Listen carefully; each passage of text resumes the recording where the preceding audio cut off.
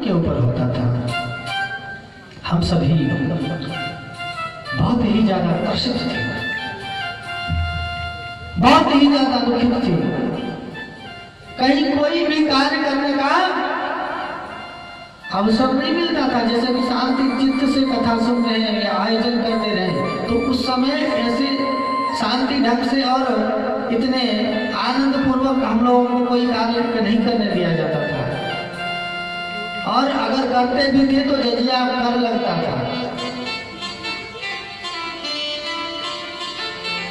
तो उस समय भगवान श्री गोस्वामी तुलसीदास जी महाराज का ये ग्रंथ, उनका बड़ा ही प्यारा भजन है, मुझे पूरी पंक्ति याद नहीं, लेकिन उन्होंने लिखा कि दुर्दिन में हमें तुलसी आधार मिल गए, दुर्दिन में हमें तुलसी आधार मिल गए, बहती हुई नौका के पतवार मिल गए, दुर्दिन में हमें तुलसी आधार मिल गए, आधार मिल गए, बहती हुई नौका के पतवार मिल गए, बहती हुई नौका के पतवार मिल गए, बहती हुई नौका के पतवार मिल गए।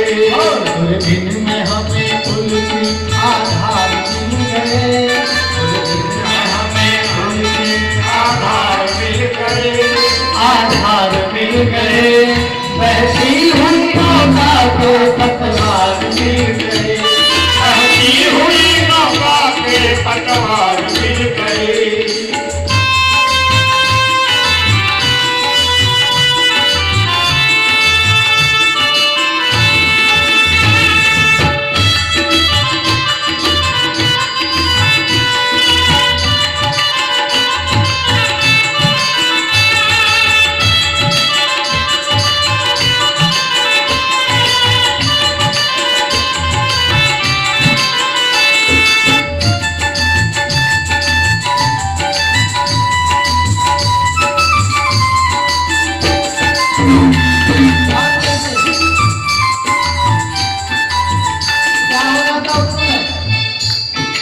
डूब रहा भारत इस नाम सिंधु, रहा भारत इस नाम सिंधु में, डूब रहा भारत इस नाम सिंधु में, डूब रहा भारत इस नाम सिंधु में, हर महेश मानस भगवान मिल गए, ये हर महेश मानस भगवान मिल गए, ये हर महेश मानस भगवान मिल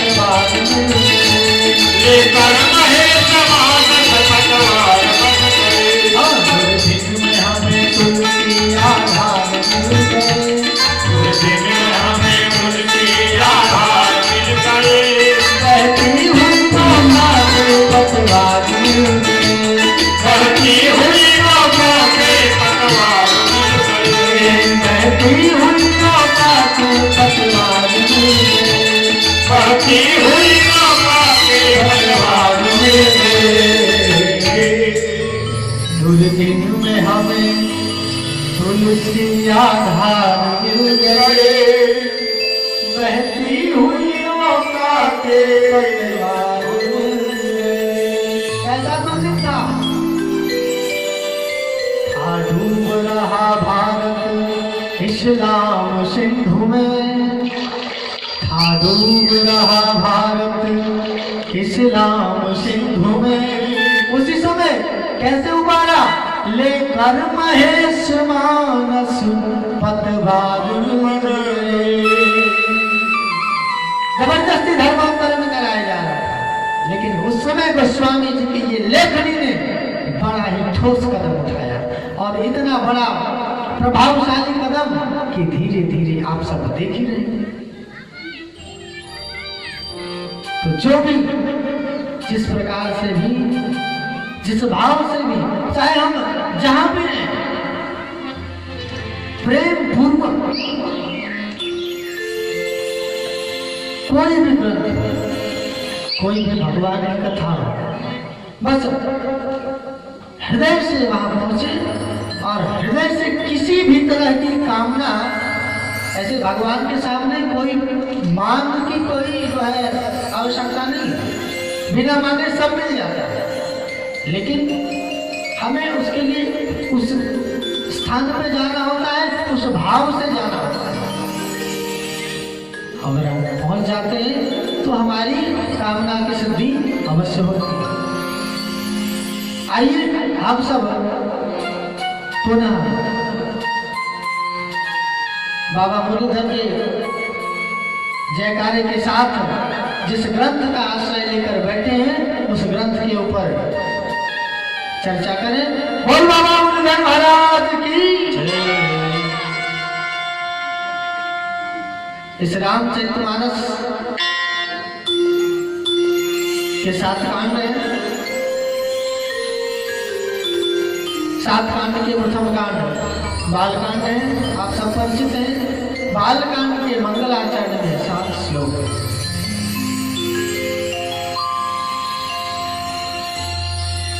अब हम सबको संशय होगा या हम सब सोचते होंगे कि 7 कांड क्यों लिखे और 7 कांड लिखे तो 7 श्लोक क्यों लिखे प्रथम में। इसके अनेक कारण हैं। तो सबसे पहले इस रामचरितमानस के 7 कांड हैं क्या? 7 कांड कौन कौन है? बालकांड, अयोध्याकांड, अरण्यकांड, फिर लंका कांड, फिर किष्किंधा कांड, फिर लंका कांड, सुंदरकांड। लंकाकांड है, उसका बाद उत्तरकांड है। आप लोग थोड़ा पास आ जाए, थोड़ा पास आ जाइए, क्योंकि आनंद नहीं आ रहा है। बगता है कहीं, सोता है कहीं।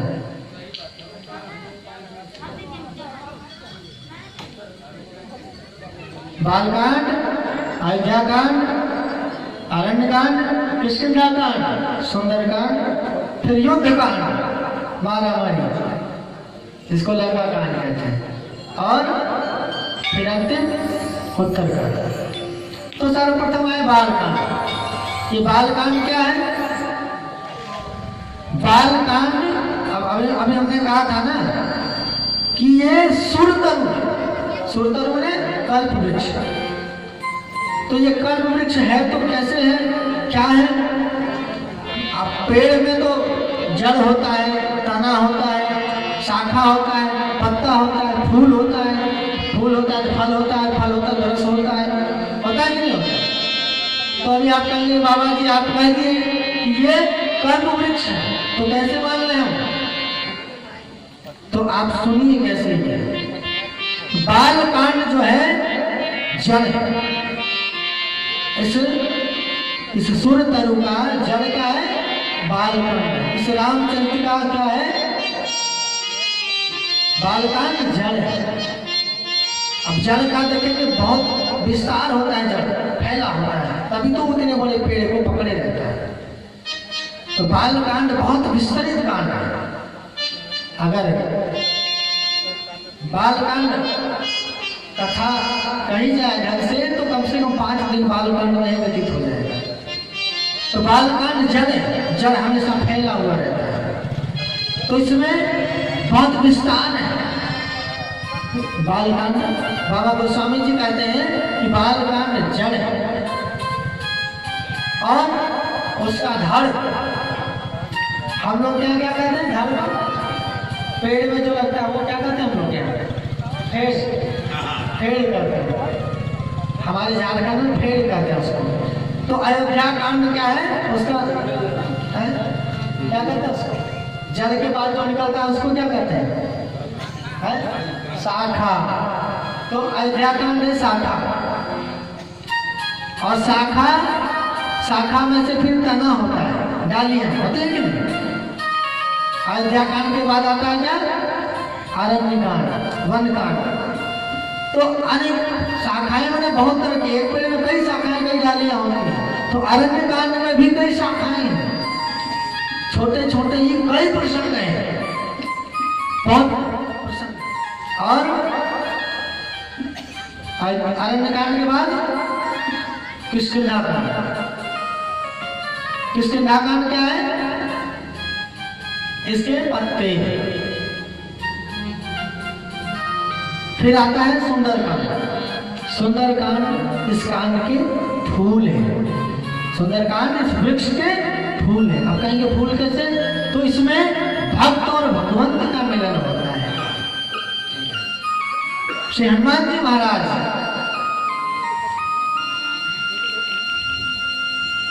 मां जानकी के पास, और इसी सुंदरकांड में ही विभीषण जी और आते हैं ना, प्रणत पाल रघुवंश मणि करुणा सिंधु खरा, गई शरण प्रभु राखी सब अपराध ऐसे उपदेशक भगवान के पास जाओ, सब प्रकार के जो है पाप ताप संताप को क्षमा करते हैं, सर्वतोभाविक आदि हो। रावण को इतना सुंदर सुंदर उपदेश दिए, लेकिन रावण माना नहीं, उस भक्त को ही ठुकरा दिया। और जब कोई भक्त को ठुकराता है तो फिर उसका पतन निश्चित होता है। फिर भक्त और भगवान का मिलन इसी कांड में होता है। इसलिए फूल, जब फूल के बाद क्या होता है? फल होता कि नहीं? तो लंका कांड को फल की संज्ञा दी गई है। अब कहेंगे लंका कांड में ऐसा क्या है कि फल है? तो जितने भी हमारे किए गए कर्म, अब देखिए सबको होगी आशंका कि लंका कांड को फल बता दिए, तो फल कैसे बता दिए? इसमें तो खूब मार काट है, सबको मारे काटे हैं, सब मर के स्वाहा हो गया है? तो फल इसलिए है मेरे बंधुओं कि मारे हैं भगवान सबको।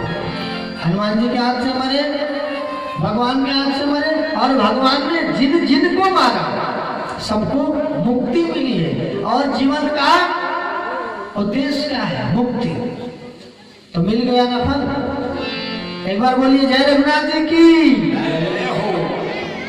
तो इसलिए लंका कांड है फल, और फल के बाद आता है रस।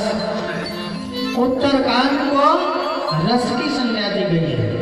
उत्तरकांड रस है। उत्तरकांड सभी कांडों का सार है, जो सब में तो विस्तृत रूप से बताया गया है, लेकिन इसमें अगर सरलतम तरीके से नहीं कोई समझ पाए तो वो निचोड़ है। एक गन्ना को लाइए, घुटना पहनने की या घुटने पहनने की आवश्यकता नहीं है, डायरेक्ट वो शरबत बना बनाया आया पी लीजिए। तो सुंदरकांड बिल्कुल रस है, रस से भरा हुआ कांड है। तो इस प्रकार से ये सुर तरु इस प्रकार से होता है। अब दूसरा चीज, अभी हमने कहा भगवान श्री राम के ये ग्रंथावतार है। भगवान श्री राम स्वयं इस ग्रंथ में अवतार ले चुके हैं। ये ग्रंथ ही भगवान श्री राम के स्वरूप है। तो वो कैसे? संत कहते हैं कि ये बाल कांड जो है भगवान के चरण है, अयोध्या कांड भगवान के जांघें हैं, और अरण्य कांड है कटित प्रदेश, भगवान कमर का भाग, और किष्किंधा कांड भगवान का हृदय है, और उत्तरकांड जो है वो भगवान के कंठ है। और उसके बाद जो लंका कांड है, लंका कांड भगवान का मुख है। भगवान सभी आताताइयों को अपने मुख में ग्रास कर जाते हैं। कहते हैं अहंता भगवान का आहार है। तो लंका में जितने थे सब अहंकारी थे, रावण के जितने ही अनुयायी थे, एक विभीषण को छोड़ के सभी। तो उन अहंकारियों का जो है समूल विनाश कैसे की? वो अपने मुख के द्वारा ग्रास कर जाते हैं। कहते हैं मृत्युर्यस्य रसो वयम्, जो मृत्यु को रस के समान चट कर जाते हैं, ऐसे काल स्वरूप उनका मुख लंका कांड। और सातवां जो उत्तर कांड है ये भगवान के मस्तिष्क है, क्योंकि जीवन के जितने भी घटनाएं, जितने भी क्रियाएं, सारी क्रियाओं का मूल हमारा मस्तिष्क है, क्योंकि मस्तिष्क ही हमें आदेश देता है ये करो वो करो, और उत्तरकांड ही हमें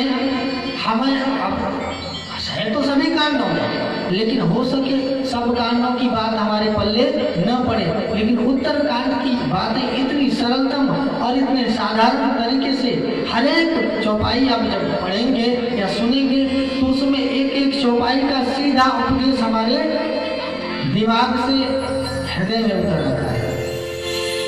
तो इसलिए इसे मस्तिष्क का संज्ञा दिया गया है। आइए थोड़े रूप में मंगलाचरण करें, फिर आगे बढ़ते हैं। वर्णानामर्थ संघानां रतानां छन्दसाति मंगलानां च कर्तारं देवानि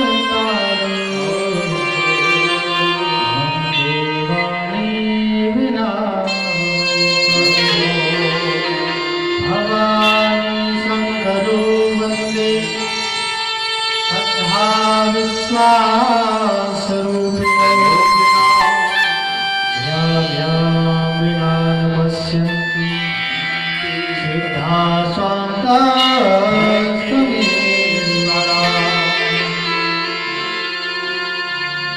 वर्णानां अर्थसंधानां रसानां छन्दसामपि। बाबा जब गोस्वामी जी इस ग्रंथ की रचना करने लगे तो बोलो राम जी महाराज की।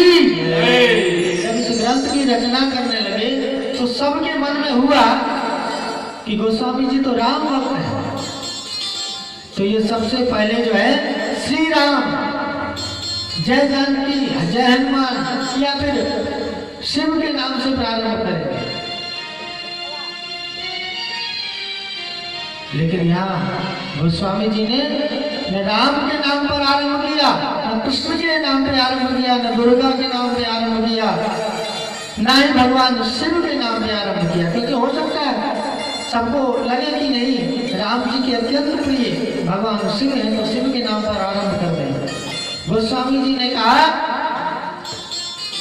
कि नहीं, हम ऐसा कोई कार्य नहीं करेंगे कि आने वाले समय में, क्योंकि अब ये कलयुग जो है ये उस समय भी तो कलयुग ही था, लेकिन तार्किक अभी वर्तमान समय में जैसे तर्कशास्त्री जो है इस तरह के तर्कशास्त्री उस समय नहीं थे। गोस्वामी जी भविष्य दृष्टा, उन्होंने सोचा कि अभी हम अगर ऐसा वैसा कुछ लिखें तो आगे हो सकता है आने वाले समय में गोस्वामी जी सोचते हैं कि होने वाले समय में कि लोग तरह तरह की टीका टिप्पणी करेंगे, जैसे अभी करते नहीं, कई ऐसी चौपाइयाँ हैं, कई ऐसे जो है ग्रंथ के श्लोक हैं जिसका अनेक प्रकार का अपने दिमाग से उड़ान जो है अर्थ लगा देते हैं। एक श्लोक, एक चौपाई है, धूल गवाह शुद्र पशुनारी, ये सब धारण के अधिकारी पता नहीं क्या क्या लगा लेते हैं अर्थ। इसके ऊपर भी चर्चा करेंगे जब प्रसंग में आएंगे तब। तो गोस्वामी जी भविष्य दृष्टा थे, वो जान रहे हैं कि आने वाले समय में ऐसे ऐसे लोग होंगे कि पता नहीं क्या क्या सोच रहे हैं। कोई कहेंगे कि अगर राम के नाम पर आरंभ करेंगे तो हो सकता है लोग कहेंगे कि अरे राम जी क्षत्रिय वंश में उत्पन्न हुए, तो जो ये क्षत्रिय वंश में उत्पन्न हुए तो इसलिए जो है ये राम जी का नाम आरंभ किया, और ये राम जी के नाम के बाद जो है आगे जो लड़ाई होती कि अरे राम तो हमारे वंश में, आगे भविष्य दृष्टा देखिए गोस्वामी जी कह रहे हैं कि आगे के लोग कहेंगे राम हमारे वंश में उत्पन्न हुए, है ना, क्षत्रिय कहेंगे राम हमारे वंश में उत्पन्न हुए, इसलिए पहले राम जी का नाम लिखाया गया। तो सबसे पहले इस ग्रंथ पर मेरा अधिकार है, इस ग्रंथ को हम सभी पढ़ेंगे, इसके अधिकारी हम जो चाहेंगे वो करेंगे। कल हो सकती है ऐसी भावना। दूसरा दिन अगर और कुछ लिख दें तो कल गोस्वामी जी के बात का कोई और मतलब न निकाले कि गोस्वामी जी ब्राह्मण है, ब्राह्मण ने इस ग्रंथ का जो है रचना किया तो इसके अधिकारी ब्राह्मण ही होंगे। कल ऐसे ऐसे समाज में विकृतियां न उत्पन्न हो तो सीधा सीधा गोस्वामी जी ने वकार संपुटित ब्रह्म बीजाक्षर से इसका प्रारंभ किया। वकार स्वयं ब्रह्म बीजाक्षर है, इसलिए वर्ण शब्द से शुरू किया और अंत में आप देखेंगे रामचरितमानस के अंत में ये संसार पतंग घोर करने दह्यन्ति नो मानवा, प्रथम वर्ण शब्द से शुरू किए और अंत मानव शब्द से शुरू किए। इसलिए किए कि ये हर वर्ण के, हर मानव के लिए, ये नहीं ब्राह्मण ये कहे कि मेरे लिए है, हम वेद पाठी है, हम पूजा पाठ यज्ञ कराने वाले हैं तो ये मेरा अधिकार है। क्षत्रिय न कहे भगवान हमारे कुल में उत्पन्न हुए तो इसमें मेरा अधिकार है। और बस ये नहीं कहे कि हमारी संपदा से इतने धार्मिक अनुष्ठान होते इसमें मेरा अधिकार है। और दासजन शूद्रजन ये नहीं कहे कि हमारी सेवा के बल पर इतने आयोजन होते हैं। तो ये विकृतियों को खत्म करने के लिए वर्ण मानवा ये ग्रंथ प्राणी, समस्त प्राणी मात्र के लिए है, समस्त मानव के लिए है। प्रथम गणेश जी और महारानी सरस्वती की वंदना, दूसरे में भवानी शंकर वंदे श्रद्धा विश्वास रूपिणो, भगवान शिव और माता पार्वती जो श्रद्धा और विश्वास के स्वरूप है। आप एक बात का ध्यान दें, जीवन में सब कुछ आ जाए, अगर श्रद्धा और विश्वास नहीं है तो जीवन बिल्कुल नर्क है। सब होते हुए भी हम शून्य हैं। इसलिए जीवन में सब कुछ आ जाए सही है, सब कुछ आने के बाद श्रद्धा और विश्वास की आवश्यकता परम अति आवश्यक हो जाती है। तो सबसे पहले श्रद्धा और विश्वास की वंदना, गणेश जी और महारानी सरस्वती जी की वंदना तो हुई, लेकिन इसके बाद सबसे पहले, क्योंकि कोई भी कार्य हम आरंभ करते हैं, गणेश जी तो है ही, विघ्नहर्ता है, तमाम कार्यों के पूर्व हम गणेश जी की आराधना करते हैं इसलिए कि हमारे उस कार्य में कोई अमंगल न हो। लेकिन इसके बाद इस कार्य को कर रहे हैं, ये धर्म के कार्य या कोई भी कार्य, इस कार्य में हमारी जो है पूर्ण रूप से विश्वास और श्रद्धा होनी अत्यंत आवश्यक है। भवानी शंकरो वंदे, इसलिए भवानी विश्वास रूपिणो, क्योंकि जीवन में बिना श्रद्धा और विश्वास के कुछ नहीं होता। एक छोटा सा प्रसंग है, आप सभी